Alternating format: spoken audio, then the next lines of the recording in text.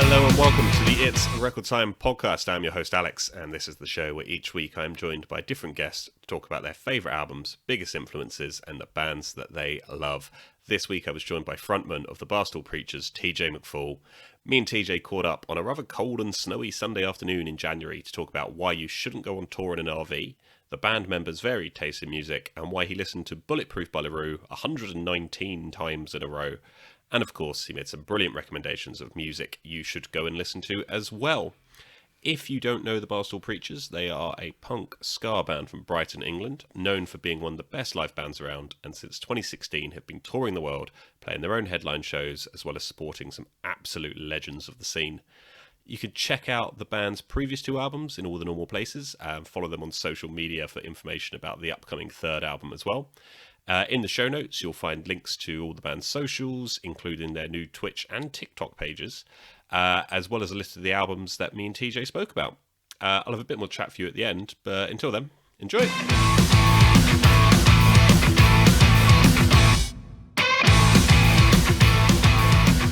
You're down in Brighton, aren't you? Yeah, that's it. Oh, I'm very jealous. How is Brighton today? It's particularly snowy and cold and wet and horrible in London. Yeah, it's just started to give us some snow down here as well. So we went out for a walk this morning, got covered in some big clumps, and there are kids playing out on the street, so it's good. Ah, very nice. I'm jealous, man. I haven't been down to Brighton, obviously, since COVID, so... You're right in London, are you? I'm down in South London, in a place called Kingston. Yeah, we know Kingston, Fighting Cocks. Yeah, exactly. That's it. I mean, the reason anyone knows Kingston, or anyone I speak to on here knows Kingston, is obviously Banquet or the Fighting Cocks. That's it. Do you go down there at all?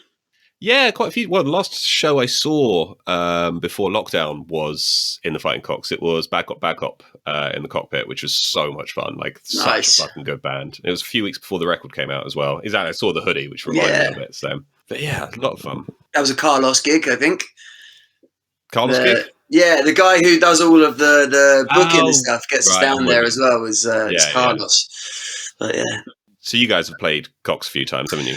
We have, yeah. We always add it onto the routing because it's a nice beginner for us coming up from Brighton, and it's just such a small, horrible, dingy pit of a room that it just really gets you in the mood for the rest of the tour. So we've been really lucky that we've sold it out the last 4 times we've been, something like that, and it's become part of the staples now.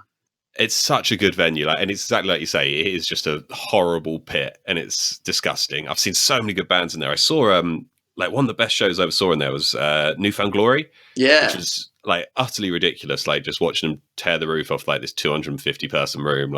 So much fun. It's so good. My favourite thing about the Cox is a big sign that says no stage diving, and you look around for a stage, and you go, where are we diving off of? We take a leg up to get on someone's shoulders from here. It was who did I see in there? I reckon it must have been Gay for Johnny Depp, the hardcore band, 10 years ago. And the guy got up there, climbed into the rafters, put himself through the fan that's going on the ceiling, nice. Absolute carnage in there. And then he did a cover of Robbie Williams' Angels, really weirdly in the middle of this really brutal hardcore set. And it sounds like he's got a really nice voice. So. That's wicked. Maybe he just wanted to show it off. He's like, guys, I can sing, honest. Look at me do Robbie. There's actually a photo coming out in... Do you know Mark Richards? You heard of Mark Richards, the photographer? Yeah. Yeah, so he did a book called Paper Cuts, and he's doing a Paper Cuts too. And there's a picture of us, and I think he's used the one from the Fighting Cocks where I'm upside down, hanging off the middle rafter with all the crowd underneath. And it's good. It's a good sort of... It's definitely becoming steeped in local glory, that venue, you know? Yeah, definitely. They get so many good people in there, and it's one of those venues you can turn up any night of the week, and there's probably something interesting going on. They run they run an amazing comedy night out of there as well. It's sort of, I think it functions in the same way it does for a lot of guys in the punk scene. It's sort of a bit of a warm up venue for people. Yeah. So you go down and Russell Howard or whoever's playing there, which is quite nice. So that's £4, That's really good. That is really good. So I was thinking, over the last few days, I was thinking about how I discovered you guys. And I think, off the top of my head, I think it was at the Tufnell Park Dome in North London. I think you were supporting the Interrupters about 2017. Yeah, okay. Yeah, we did that run, and we did Liverpool with them as well at the uni, and Sheffield, I think. Yeah, and maybe Leeds. We had a good little run when they came over, just before they were sort of breaking in America as well. They started putting the legwork in the UK, so that was a good night. Yeah, it was really fun. Like, I remember I came in, I got there relatively early and saw you guys, and like it was one of those things. I was on the train on the way home, being like, "Well, that's another record I'm going to end up buying." So that's nice. Add it to the wall, buddy. Yeah, exactly. Add it to the overdraft. But it was really, I remember it being like a really, really good show, and that's what sort of got me into you guys, is like this live energy you guys bring. It's absolutely incredible, and I've seen you since then as well, and it's always so much fun. Thank you very much, dude. I appreciate that. I was having a look at like some of the other bands you've been playing with, like, and you guys, you haven't been. It's only 4 or 5 years since your first album came out, so you haven't been together massive amounts of time. Nope. And you've played with like some incredible people. Like I said, like the Interrupters are on there, but like there's people like Mighty Mighty Boss Tones, Bad Cop, Bouncing Souls. Like, how is it playing with like bands like that? Presumably, we're about the same age, so you would have grown up listening to some of those bands. Yeah, massively so, man. Massively so. Like our first foray into the American punk scene was the same as everybody else, I think, at the time. It was all of the Give 'Em the Boot compilations and all the stuff that was coming over through Epitaph and Hellcat in the late 90s, in the early 2000s. And we couldn't believe how when Bouncing Souls, when Pete called us up and was just like, I wasn't joking, I want you guys to come and play. Because Pete came and saw us on a tiny little tour we did out in the States, and he was like, these guys. So we ended up getting really fucking drunk with Pete. That night he drove, I was on his handlebars. First night I'd ever met him. He's such a legend. I was on his handlebars, and we like drove from the tiny venue that we play, like to our mate Zach's house, and he like drove me into a tree, and we like went under a truck, and like all the other lads were like, what did you get up to last night? And I was like, I literally just ripped bongs and drank whiskey with Pete from Bouncing Souls in this dingy basement. And Pete was like, you guys are the best live band I've seen in a while. Come and tour with us. And you would take it with a pinch of salt. You go, yeah, all right, mate. Thank you very much. And then, true to his word, 6 months later, he went, we're doing our massive tour. It's going to be us, the Bronx. The first leg is with the Swinging Utters, and the second leg is going to be with Strike Anywhere. And he's like, I want you guys to open the show every night. And we're just like, fucking yeah. Like, absolutely incredible. Not even a question. Well, like I know. Bronx, oh man, having Bronx as main support, and you play every night, and you go and have a couple of beers after, and you go, "Oh shit, the Bronx are on in a minute. That's so good." And you just watch. I mean, and Matt has to be. I'm sure he gets enough hype from everybody else that he's ever played with, but Matt has to be one of the best frontmen I've ever seen. Like the command over that room, and then to have them, and then go into this big anthemic family Bouncing Souls crowd was just phenomenal. But yeah, we've played with some really cool people. And you've been able to do that, like, not just in the UK and Europe, but you've been doing this all over America and stuff as well. Presumably this year was meant to be another touring year, obviously. Well, yeah, big time. We had three booked in for America, 2 booked in for Europe, 2 booked in for the UK. So, I mean, again, like everybody else, if you know the band, you know that we're never one to go like, oh no, woe is us, because everyone's fucking struggling. Yeah. And yeah, we do 100 to 150 shows a year. So when it opens up, we'll be back out there. But yeah, we've been held back, and there would have been more. I think we sort of got a reputation as a touring band and a band that could bring it live. And then I think like that just got spread throughout the rest of the punk scene, So there are still some names we want to tick off. Like we still want to tour with Dropkicks. We still want to tour with Rancid, Like there are bands up there that are still, eluding us for the minute. But as you said before, we haven't been going that long. And in the grand scheme of things, we haven't released... Look at King Lizard, and you think they've released 7 albums in the last nose breath, and you think to yourself, well, all right, so maybe we're on our 3rd album now. It will still go, yeah. It's seemingly every episode I do of this, someone brings up King Gizzard. Like... if you're going to talk about releasing vinyl and releasing records, they've been so fucking prolific. Like, more power to them. I'm going to just rename this to the King Gizzard podcast at this rate. Everyone talks about how great their albums are, how interesting they're doing. Like, we get really technical conversations around the notes between the notes and the half notes. And you'd love our drummer. He's a massive, I always call him King Lizard. He's a massive King Gizzard fan, and bands like Wolfpack and stuff like that. Like, he loves all the subtle, nuancey, jazz scales in amongst the balls out rock and roll and metal and punk. So like, for us, it's not that. We look at it and go, yeah, that's a nice bit of psychedelica. Let's take some mushrooms and listen to it for a couple of days and then go to the next one. It's so good. So obviously, like, how's the 3rd album coming along? Have you guys been able to get together and write during lockdown? We wrote a bunch before lockdown. In fairness, we had a bunch of tunes that we put through a testing process, and then picked our favourite 11 or 12, and then started writing again, and realised we didn't like half of them, or half of them weren't doing enough for us, so rewrote another 20, then picked the best 12 from them. So we're actually just at the stage now where we've got our favourite 13 tracks. Yeah, and what we're doing is, when the coronavirus restrictions lift, we're going to be taking over the whole of the Waterloo Bar in Blackpool, and taking Ben Hanna from a band called Nosebleed to be our like on-site producer. We're going to do a bunch of pre-production there, and then after that, we were supposed to be, the reason we're doing it this way is we were supposed to be recording with a guy called Ted Hutt. Do you know Ted Hutt at all? He's the Dropkick Murphys producer. Okay. He does Lucero and Flogging Molly and all stuff like that. And he's like a Grammy award-winning lad, and he loves the band, and he's like, I want to do your next album.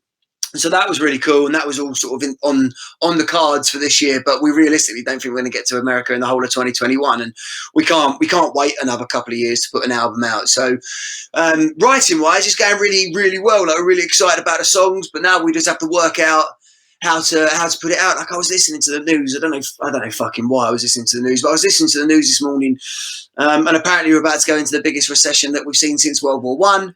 So we were talking in the band, and we can't in all good consciousness, all good conscience, be the band that we are and stick to our morals the way that we do and charge people. So we're like, what if there's a single mother out there that could bring positivity from our songs, and yet we're trying to charge the industry standard now of like, £9.99 to download the album. And it's like, well, I can't, none of us can get behind that. So we actually think we might give away this next album for free, and just do the album that was, and then sort of come back out of album number 4 and then put that back through the industry machine. So, yeah, we'll see. That's a really interesting way of doing it. Like, was like the pay what you want type model considered as well then, and you've gone, no, we're just going to...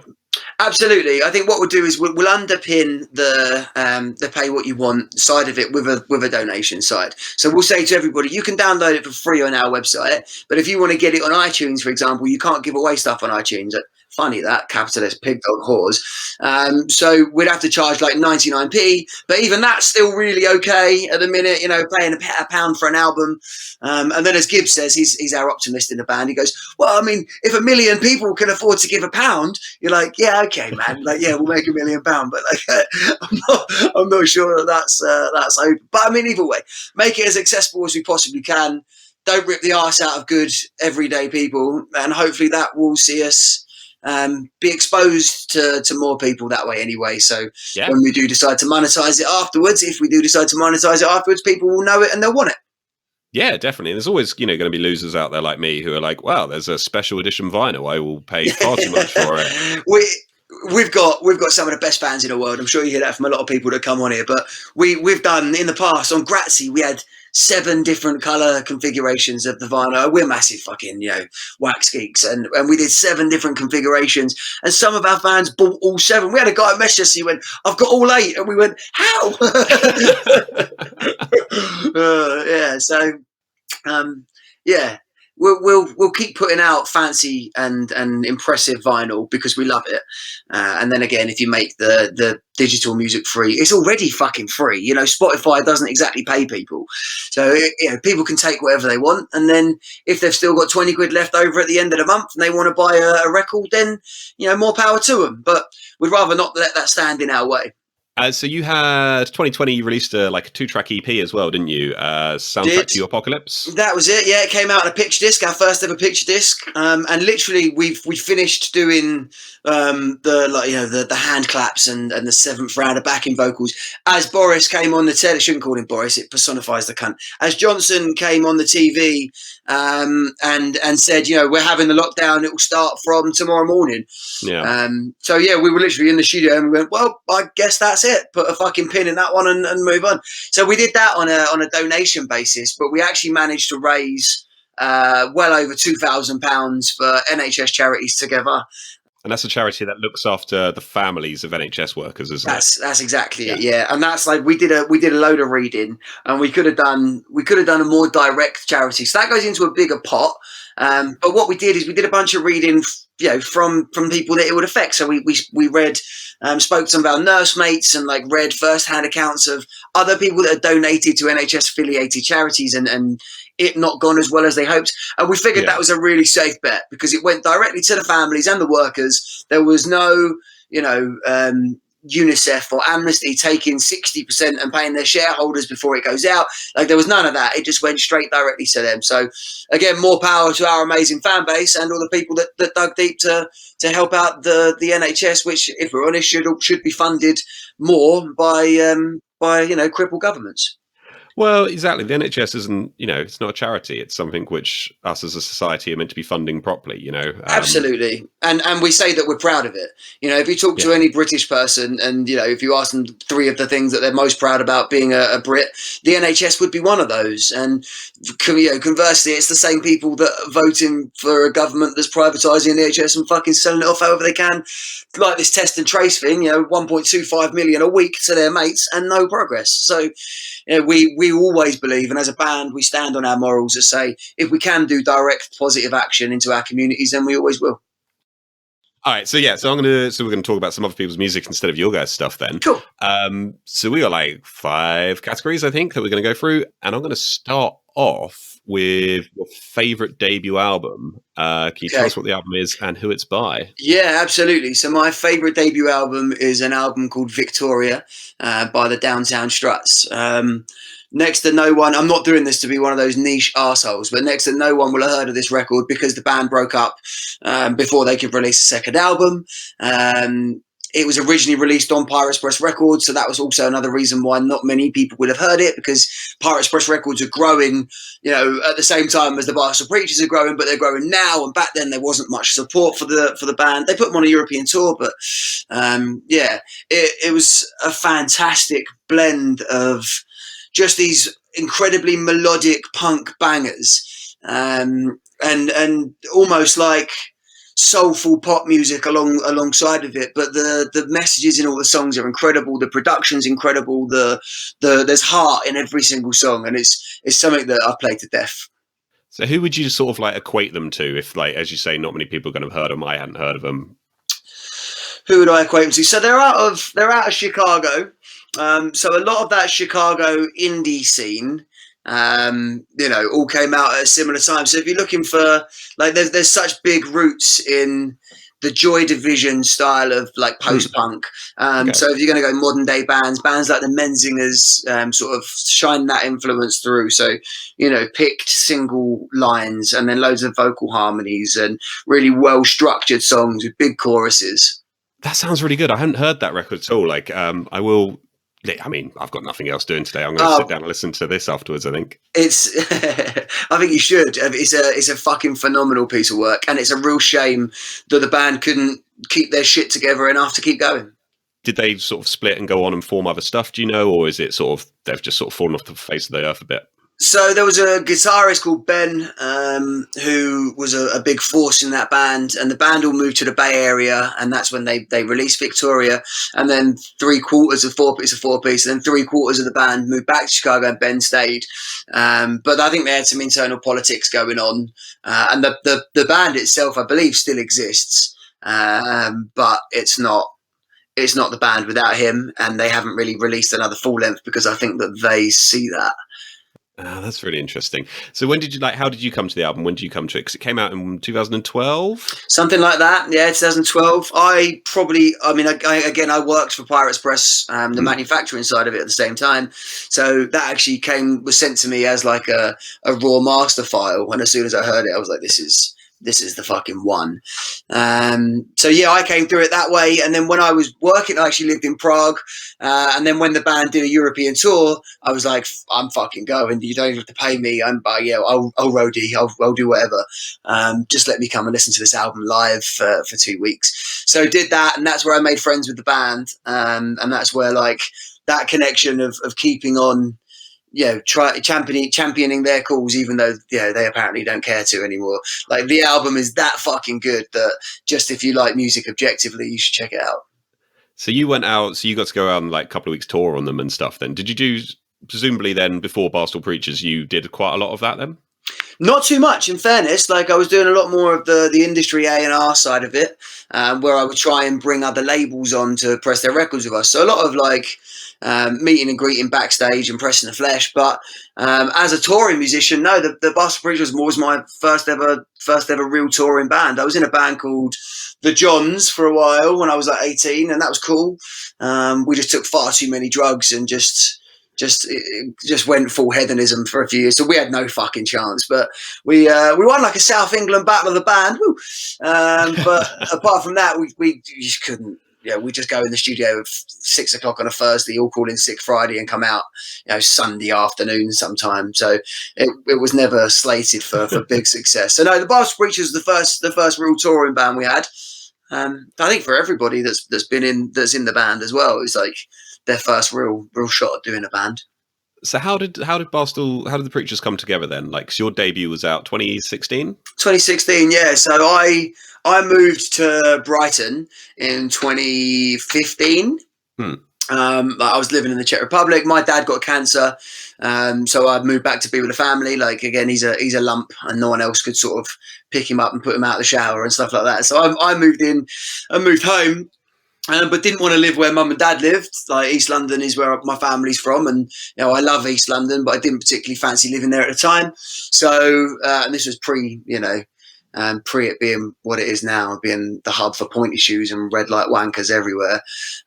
So I came to Brighton, met Bungle, fell in love with Bungle. If you've met Bungle, or whenever you meet Bungle properly, you will fucking fall in love with him too. And he basically said, "You're not leaving Brighton until you find a house." So I stayed with him for a couple of weeks until I found a house, moved in, started writing songs with him around the kitchen table. And we actually wrote One Fall Down, Own Worst Enemy, Clock Out, Tools Down, and maybe even Bar Stool Preacher. And we wrote those, and some of those are still staples of the set now. Yeah.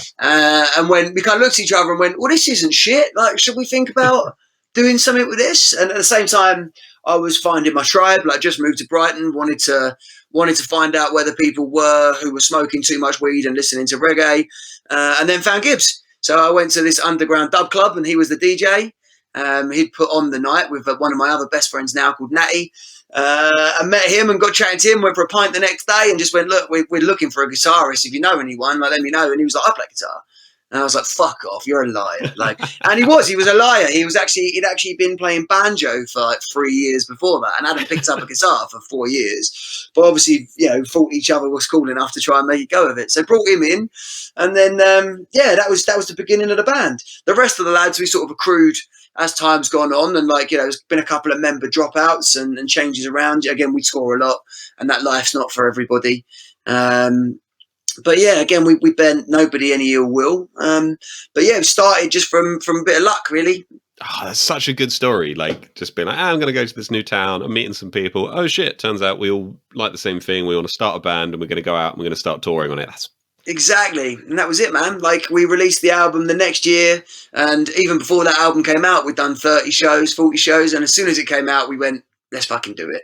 And at that time, Europe had just opened up to us as well. So we'd just gone to Hamburg for the first time. We'd just gone to Berlin for the first time. Man, we hired this motorhome for our first ever European tour. And we were like, everyone else is an idiot.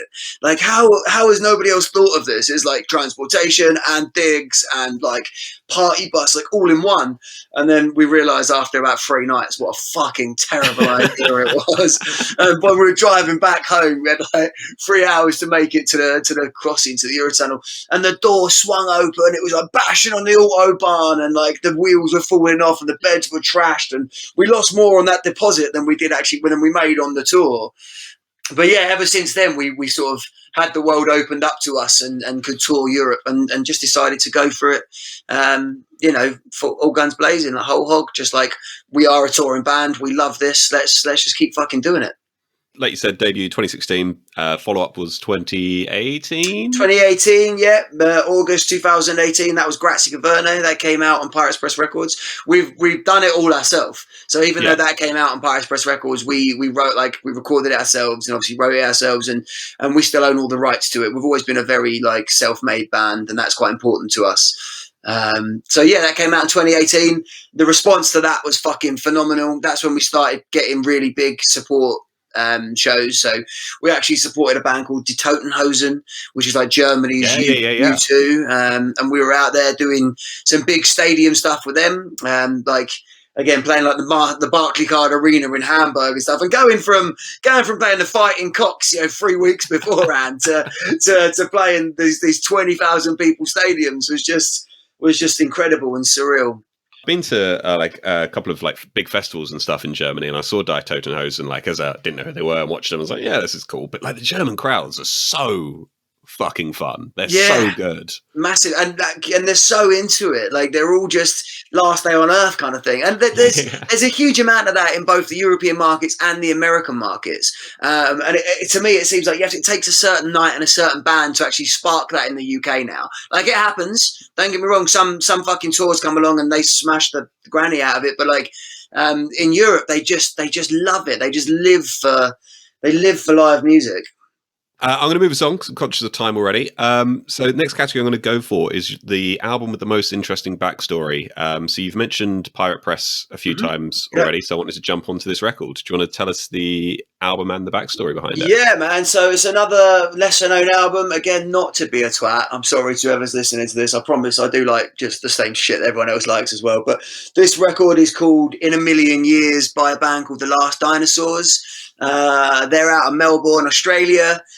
Again, really Australian indie. So think like these are Death Rays or Dune Rats or Tame Impala, maybe Boy and Bear, like somewhere in that wheelhouse. And it's just like synthy 80s goodness with modern surf punk. Caked in reverb, stick all the top lines behind your head so you feel like you're thinking them, and then just wonderful stupid lyrics. And like that album will always be really important to me because that was the first album I ever pressed onto vinyl. So that was like, I don't know, what was I, 21? Something like that, maybe even younger than that, 20. And like I'd just been given this job through chance, and they were the first band that they like brought them on, so it actually turned into me doing all of Universal Music Australia and Sony and stuff like that, and it all started on that one band. So apart from being a great album, it's like smelling cut grass for me. It just sends me back to that time and place, a real nostalgic memory. So for people that don't know, who are Pirates Press? What sort of stuff have they been doing, and what was your role when you were with them? Cool. So Pirates Press has got two different arms. So nowadays there's Pirates Press Records, and that's an offshoot of Pirates Press as a whole, and that puts out predominantly punk, but has now got a really nice and diversified catalogue, and that's only been happening the last couple of years. Before that, it was very much I'm going to get slated for saying this, but fuck it. Very much Fred Perry polos and army camo shorts and like casual trainers. Very much like 45 to 55-year-old male penis oi punk and rock. And I love those people. They'd make up some large demographics of my actual friends and people I call uncle. Not to mention people I call father. But beforehand they were sort of die-cut into their Pirates Press Records. But now it's really growing. It's got bands like the Agrolites on there now, the Slackers, bands like Shuffle and Bang. There's also some really cool it's a big thing, and I firmly believe in it. It's not a genre, but there's female fronted bands on there now, and there never was before. Like there's a real gender equality push going on at the record label. The label head is now this incredible woman called Vic Martin. So that's Pirates Press Records, but Pirates Press itself has been going for 25 years, no less than that, 20 years, and it is the biggest and was the biggest independent vinyl record broker and manufacturer in the world.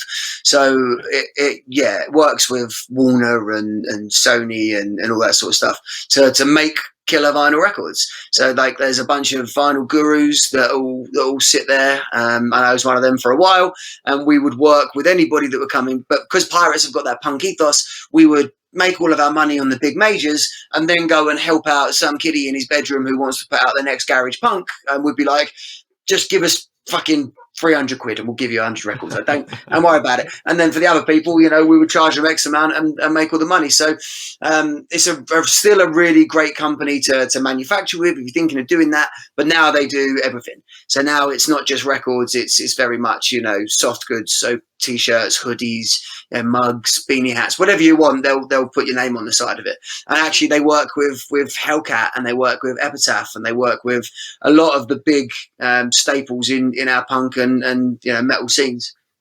Yeah, I was looking at the bands on the label and stuff, like AJJ, who I love, are on there. CJ Ramone's on there. It's always good to have a Ramone, even if it's Bouncing Souls on there. Like, so much good stuff. Like, there's so many great records on there. Definitely. Like, if you just look at the list of names that came out on the last compilation that they did, it's got offshoots of Rancid, so Chargers on there. It's got some of the best new punk bands like the Drowns on there. It's got some of the old heads in the scene that are still really popular, like Sparrer. It's got us on there. It's got the Slackers. It's got the Agrolites.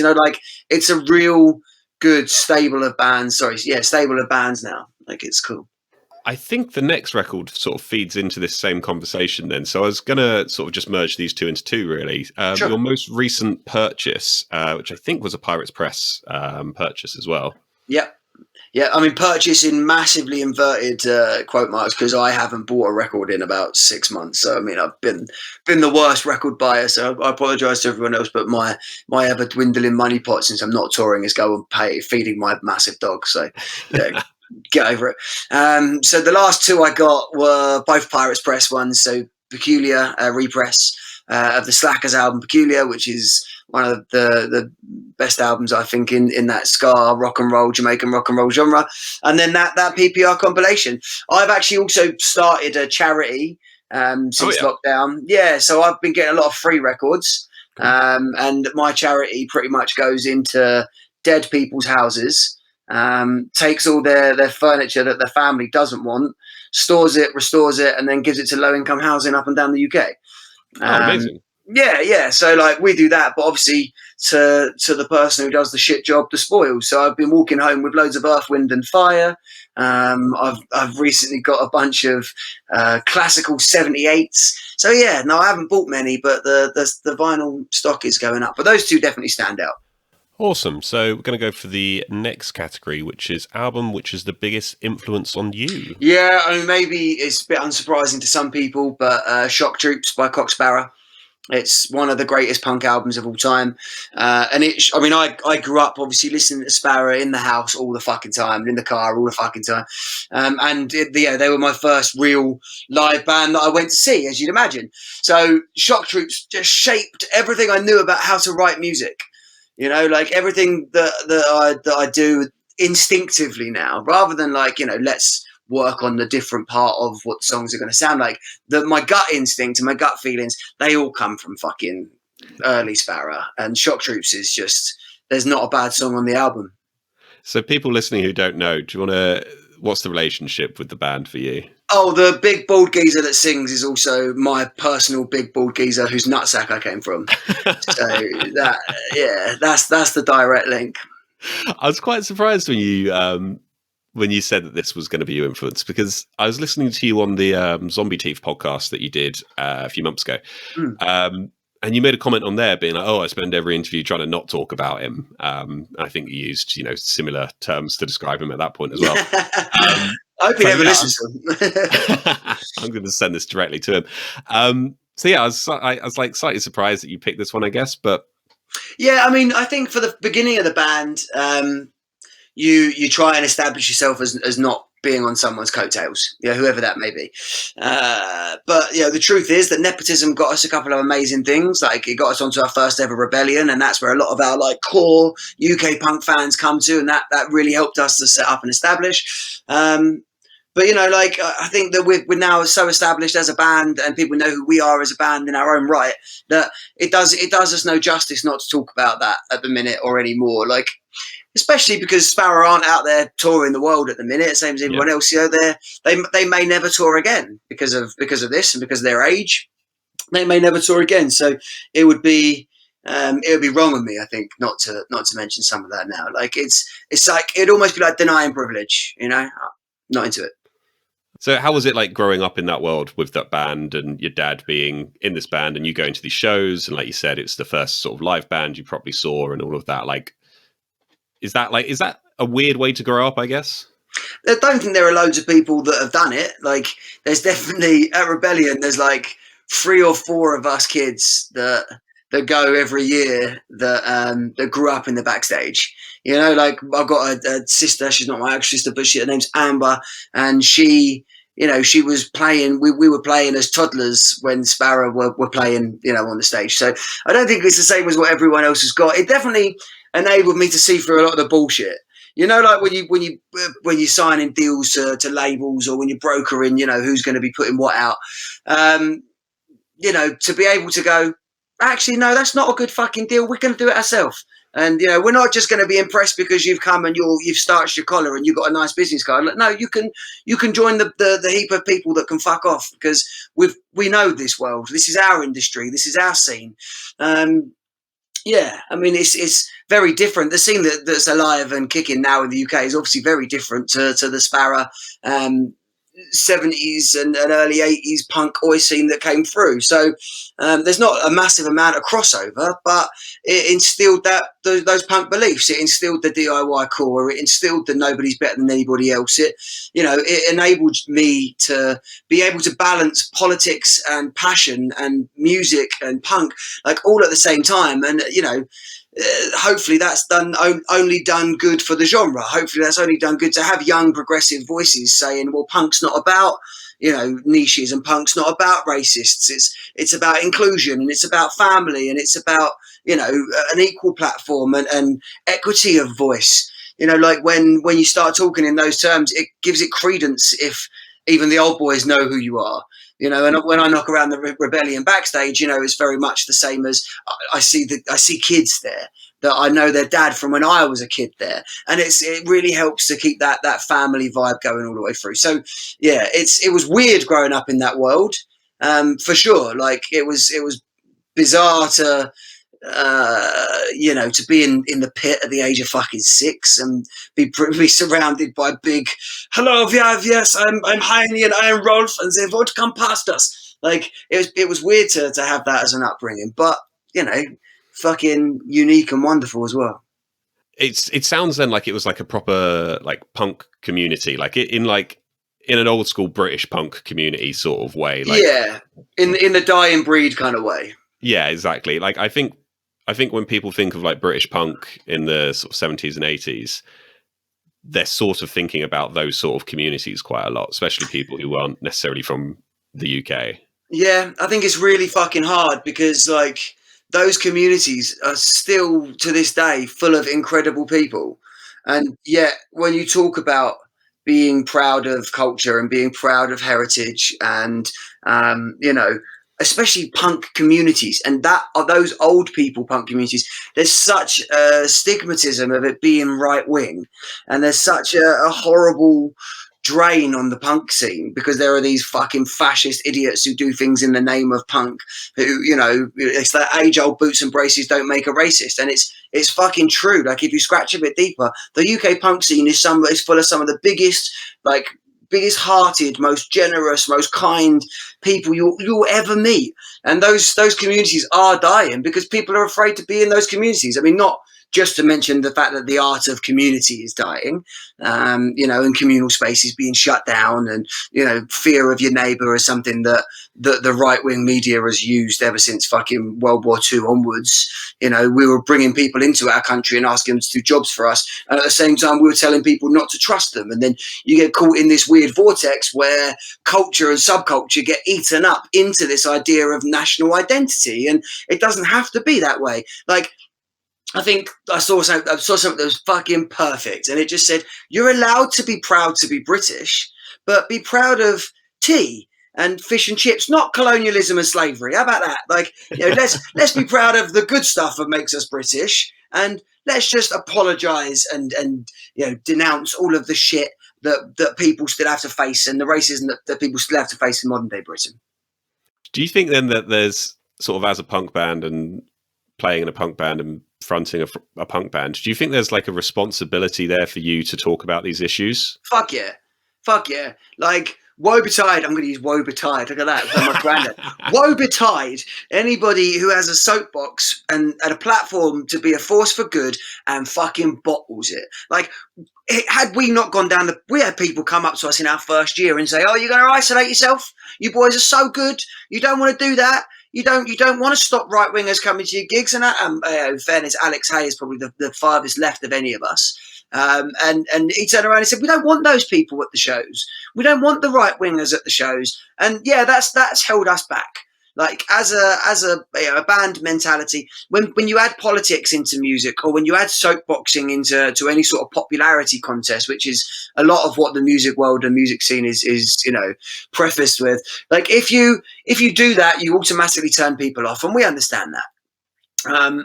But there's also a duty of care, as far as we're concerned, to try and look after the little guy, and we write some fantastic fucking love songs as well as political bangers, so like I think we're one of the only bands in the UK at the minute that are standing up and saying it is politics, but it's not all doom and gloom. Like, it is politics, but there's a chance to tip that subculture seesaw if enough people are fucking bothered.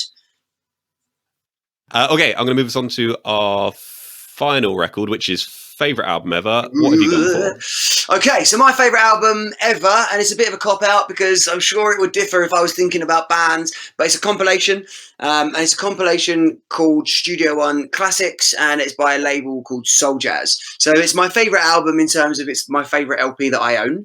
It's definitely been played to death, and yeah, it's a fantastic compilation of all of these original late 50s, early 60s Studio One recordings straight out of Jamaica that got remastered by the London-based label Soul Jazz. So Soul Jazz were formed in the early 90s, the same as you and I guess. And so we've got this just wonderful record label putting out these great collections of songs that hadn't been heard for a while and hadn't been remastered, and there's just some of the best reggae and some of the best ska you'll ever hear on that collection. So yeah, Studio One, there's Studio One Classics, there's Studio One Kings, there's Studio One Sounds, there's Studio One Blue Beat. Like, they go through a lot of the different ones, and it was definitely one of the first albums I owned that was like classic reggae. And that put me on a completely different rabbit hole that I've never come back with. So yeah, favourite album ever, Studio One Classics by Soul Jazz. So what artists are on there then? Oh, you've got Michigan Smiley, you've got Jackie Mittoo, you've got like Original Wailers, you've got, who else you got on there? I think there's some Ken Booth on there. There's loads of incredible artists on there. And it makes a lot of sense that you'd go for something like this because there is so many great artists on there, and as we've already spoken about, there's a lot of sort of ska and reggae influences in the stuff that you guys do, and you can hear that. And I've always really liked bands like that. I'm a big fan of that sort of fusion between ska and reggae and punk, which has sort of developed over time as well. It's always produced so many incredible records. There was not even a question at the end of that sentence. I loved it. I was just sitting here nodding my head, which nobody can hear me nodding my. I should wear a bell. But no, I'm totally with you. Like, some of the best crossover. I mean, even if you go back to the Skints' first album, it was so much punkier than the later stuff. I love like Part and Parcel and things like that, but it was almost like got lost too far in the reggae world and forgot that there was a real punk message to be said as well. Our next album, we're going even punkier on the punk stuff and even reggae on the reggae stuff. So like there won't be too many ska punk tunes in there. There'll be a couple, but like it will be a lot more massive punk and then really well crafted, like stripped back reggae. So again, it's an exciting batch of songs coming out. And I think if you have two of your favorite albums as Shock Troops and then a collection of old reggae, you're going to come out with something that sounds like this, I guess. So what other stuff apart from those two was on sort of the potential favourite albums list? So I think I said earlier, I love listening to soul. So like Etta James, her debut album At Last is incredible. Otis Redding I've always got on there. Sam Cooke, isn't too far away from a record player at any given time. So yeah, I get deep into that world as well. So anything like that, all the way from I'm going to say something awful, all the way from like Jay-Z's Big Pimpin', straight through to, yeah, man. Yeah. And we go with that awful? I think that's great. Okay. Yeah. I mean, there's some really bad stuff on there. There's a couple of great songs on there.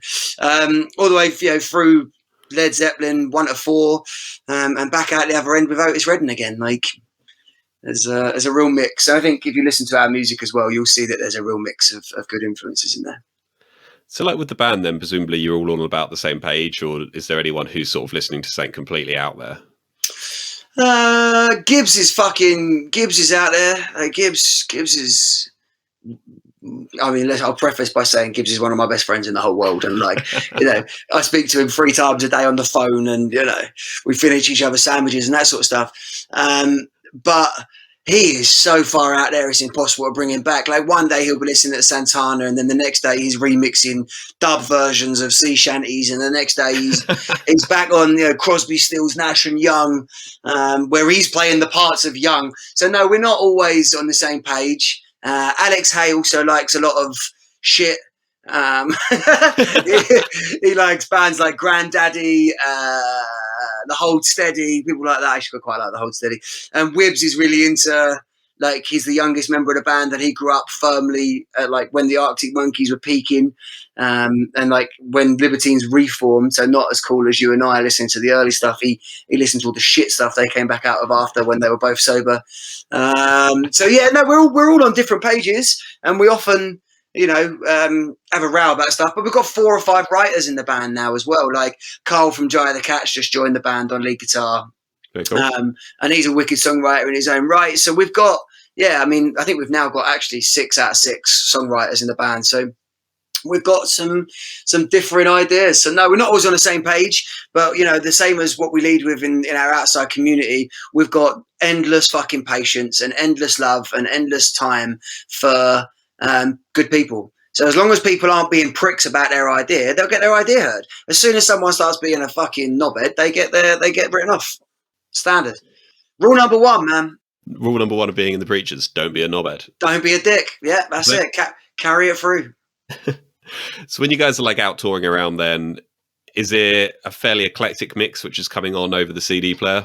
Fuck yeah. I mean, I do a lot of I've got ADHD. I've always had ADHD, and Bungle's a teetotaler. So, and like, he's a recovering alcoholic. So he doesn't drink at all anymore.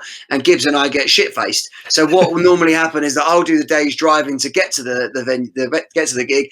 And then Bungle will pour us into the van, and he'll drive to wherever we're staying for the night. So I always subject the lads to whatever I've been listening to at the time. So American Steel recently, Boy and Bear. I fucking love American Steel. Just a big shout out to anyone who's listening. Go check out American Steel, like one of my favourite new bands. Menzingers, Pup, Dinosaur Pile Up. Like there's a bunch of bands that we love and are staples in the van. Tom Petty's always a great one when you're cruising along an American highway, and then every now and again someone else gets on the fucking mixer and everyone puts their headphones in. So yeah. I'm sure if I ask them any of that, they'll be like, "Oh yeah, no, he puts it on, but we've all got headphones here." Yeah, absolutely, definitely. They would all say, "Yeah, we're fucking fed up of listening to the same shit that he always makes us listen to." But there was one, there was one journey in particular that we'd all had about an hour and a half sleep, and we were driving from one side of Germany to the other, and we were all hungover and the rest of it, like. On this journey, and I can't remember who was up front of me. I think it might have been Bungle, but we played The Ruse Bulletproof 119 times in a row. And they were so fucked off. Everyone in the back went from like, "What are you doing?" to, "Yeah, this is kind of fun," realizing we weren't going to stop. And like we sang nearly every time. And like when it came to like 100 plus plays, they were just sitting in the back of the van, faces like thunder, headphones and then pillows around their head because it's such a top endy song as well. So no, there's we listen to some shit in summary. Oh, amazing. Thank you so much, man. I think that's it. I think we're going to wrap it up. It's Sunday afternoon, and we've got to go make some roasts and stuff as well. Definitely do. So thank you so much for coming on, man. Where can people find you, and where can people find the band, and what's coming up? Thank you very much for having me on there. It's been a fucking pleasure to talk about some albums and just shoot some shit about the wider society. They can find us on all the normal stuff. So, like, if you want to go boost our Spotify plays, we'll never say no. All of our videos are on YouTube, but most recently, the band has moved over because we're very modern, yeah. The band's moved over to TikTok and Twitch. So we're actually running Bar Stool Preachers TV off of Twitch, which is in equal parts fucking diabolical and really entertaining. So we each do a show. Each of the lads has like their own show. Gibbsy is like the Gibbs Hour from 8 till 9 on a Thursday, and you'll be able to catch us on all of that. On a physical merchandise and like if you want to buy something point of view, www.thebarstoolpreachers.com. That's really easy, so I'm not going to repeat it. But you can go there and get everything Bar Stool Preachers related. When we release the next album, we have no idea where that's going to be or who it's going to be on. Like we had some great chats with some major labels and it should have been done and dusted, but then Corona hit. So now we're just sort of working out the best way to do it. But there are loads of ways to get in touch with us because we are modern whores and we'll show ourselves for really no money. So go have a look. Thank you so much, man. It's been a lot of fun. Yeah, nice one, Alex. Thank you, mate. Enjoy your Sunday. Thank you. Yeah, you too. Take care. Bye, mate.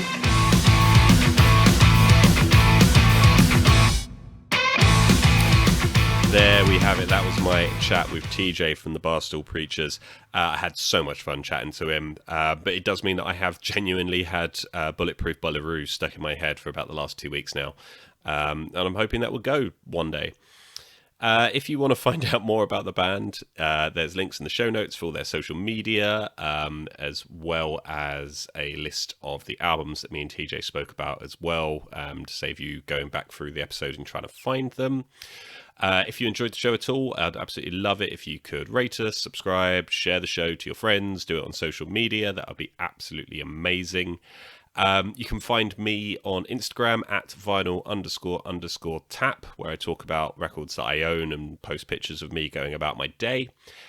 You can find me on Facebook by searching It's Record Time Podcast or going on Twitter by looking for at It's Record Time.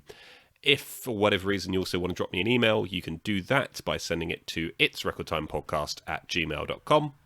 I think that's it. Don't forget to share and subscribe. And if you enjoyed this, check out previous episodes as well. There's like 5 others, 6 others. Don't know. There's some others. Anyway, bye.